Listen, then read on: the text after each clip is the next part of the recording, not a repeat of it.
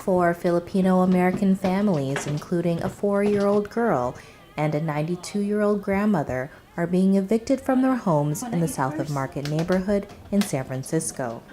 The De Vera, Bustos, Bonifacio, and McCall families have lived in this Natoma Street building for 25 years. I've never looked at them as neighbors. I'll always categorize them as family. They spend holidays and birthdays together.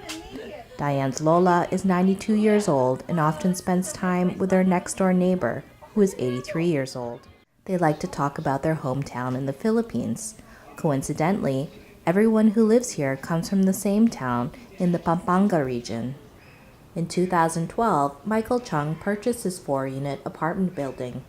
Chung is the founder of a wealth management company and manager of an LLC with financial services, including mortgages.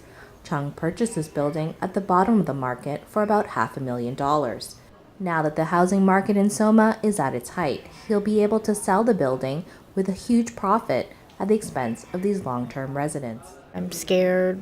I don't know where we're going to end up if the eviction goes through. We're still hoping that the landlord withdraws the eviction. Raymond Castillo is a tenants' rights organizer who has worked with the family since Chung served Ellis Act eviction notices last year. Because all of the households include either seniors or people with disabilities, the landlord is required to provide a year notice. Castillo connected them to legal help and assisted with affordable housing applications.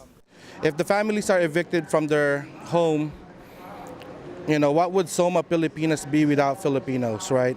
We are in a housing crisis. In the Saro market alone, we are losing more and more Filipinos that lives here. The Ellis Act is a state law that allows landlords to evict tenants of an entire building as a landlord shuts down the rental business at that location.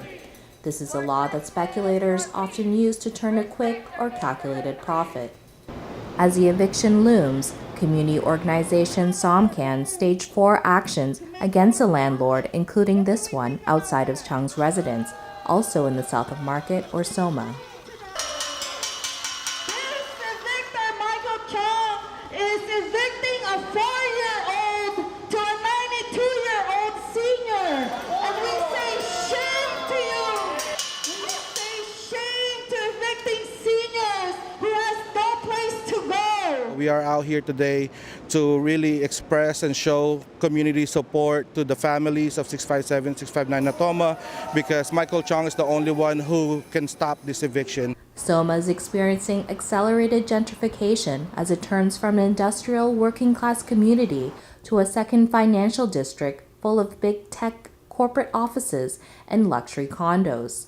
Lower-income tenants are being forced out, falling victim to what are called no-fault evictions, displacing them from their homes and communities. Christina, also a tenant of the building for 25 years, has this message for Chung. Basically, if I'm gonna get the chance to talk to him, of course it's gonna be just stop this eviction, because this is home for us. SOMCAN and the family's lawyers from Asian Pacific Islander Legal Outreach, community members and organizations throughout San Francisco are doing what they can to demand that Chung stop the evictions. This has included rallies at Chung's work and asking people to leave poor Google reviews of his company, Sarah's Investment Advisors. We contacted Chung for comment, and he did not respond at the time of publication. The summary judgment for the family's eviction case is this Friday. The judge will decide then whether the families will be able to stay or whether in about 3 weeks the sheriff will be forcing them to leave.